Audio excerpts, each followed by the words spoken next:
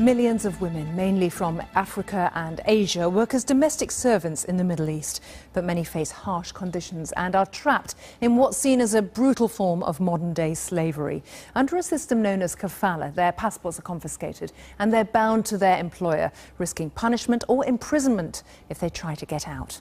A new documentary, Maid in Hell, is the first part of the BBC's Why Slavery series, and it follows employment agents who vividly describe the trade, as well as maids who struggle to find a way home after harrowing, sometimes deadly experiences. Let's take a look. ألو سوري حضرتك شركة تأمين عاملات ما هيك شركة دولية؟ شو بدي؟ بدي صبية تساعدني. هيك تتفضلي لعنا على المكتب، بتنقي البنت اللي بدك اياها على الابلكيشن على الصورة وبطلب لك اياها. إذا بنت بتحكي عربي معاشها $200 وإذا ما بتحكي عربي معاشها $150. بدنا عندك 2 و3 أشهر بس ما في ولا عطلة ولا نهار وممنوع تظهر من عندك بالبيت. طب لكن بدي أسألك كمان على الباسبور. خصوصا بدل معي في الباسبور ومعي وبتخبيه طبعا كيف لك. Well, joining me now is Mette Hoffman-Meyer, the executive producer of that documentary Maid in Hell, and also chief executive of The Why, a Danish charity whose films promote human rights and try to get them to different audiences all around the world.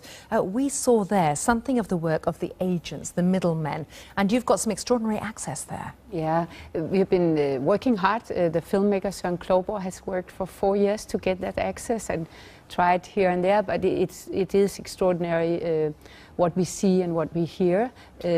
Basically, they trade people as commodities, these girls who have a hope to go to the Middle East to get a decent job and earn money for their families back home. And as they trade them, they classify them, don't they? Yeah, there are scenes where they sit and say, I like the Ghanaian girls better than the Kenyans because the Kenyans, they don't work so hard, they are better educated, and the girls from Ghana work harder, and they kind of have different rates for them, which is, of course, I mean, that's actually really what has surprised me overall for the season of the 6 films, that it's so normal to trade people. It's systemic, but it's also normal on a local perspective.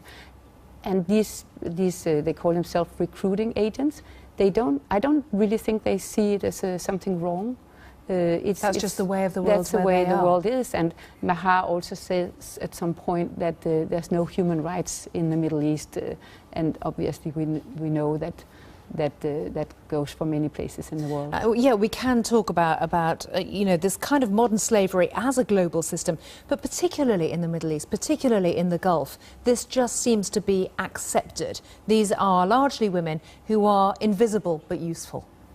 Yes, it's an accepted system, and it's supported often by the governments. What we want to do with the Why and the Why Slavery season is to put focus on it, to make sure people know that modern slavery exists. People in general don't know it exists, and that's what we want to do. We also make sure that the films get out in the countries involved. With this particular film, it will go out in Swahili, in Kenya, Tanzania, and also in Ghana and Mozambique in their local languages, and Lebanon, and in Arabic, also at BBC Arab, but also at local TV, Al Jadid. Yeah, that's very important, to try to kind of spread the insight that you're getting. There's also, of course, always the issue of how can you protect largely women when they're so far from home. I mean, you have this appalling story of the Kenyan worker, is it Mary? Yeah. Who is so badly wounded. Yeah, she's basically burned, and it's not really, we don't really know what happened, but she is burned so all over her body. The host or the agent tells the family that she will come back by plane, and she's fine, she can walk, she can talk, and she basically gets back to Kenya and dies very shortly after from her burns. So it's a very disturbing film to see, but it's also hope. There's also hope. There's a minister who try and change the rules and regulations. Yeah, we see those pictures there of Mary just before she died. And I know that you are also talking to politicians around the world. Here in London, for example, you've been and briefed at the Foreign Office. Yes. And there is a focus here on the need to combat modern slavery. Yeah. I mean, there's 40 million at least. I believe, after having worked with it for 6 years, that it's much more. It's the tip of the, it's the top of the mountain, the iceberg. What's it called?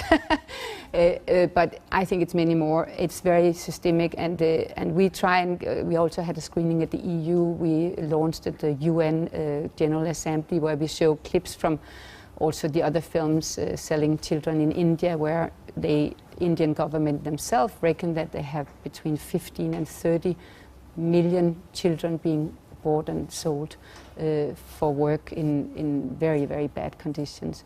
So there's I think Wilberforce, the English original fighter, the anti-slavery campaign. Anti-slavery campaign said, you may want to turn your head away, but you can never again say you did not know.